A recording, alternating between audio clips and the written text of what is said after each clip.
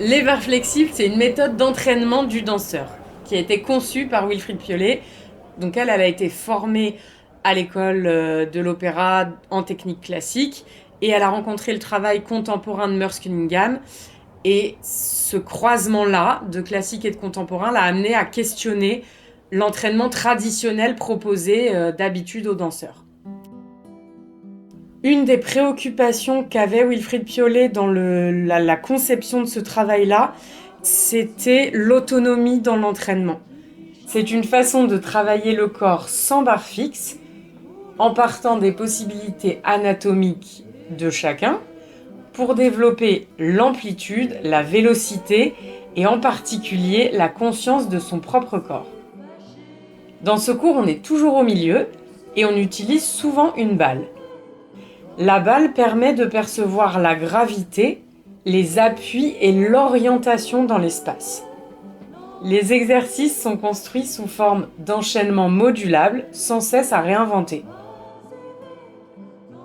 Dans le principe des barres flexibles, il y a des principes de déclinaison, des principes de combinaison, et du coup, ça fait des possibles infinis.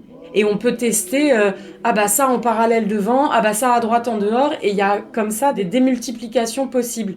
À partir d'éléments finis, on n'a jamais que deux jambes, une droite, une gauche, on peut jamais aller qu'en avant, en arrière et en haut, en bas, pour simplifier.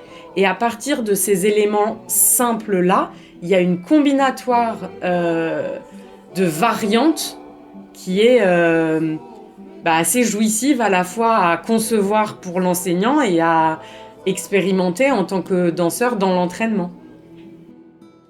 Ça met souvent en jeu des coordinations motrices qui sortent de l'ordinaire et font du coup travailler le cerveau au moins autant que les jambes.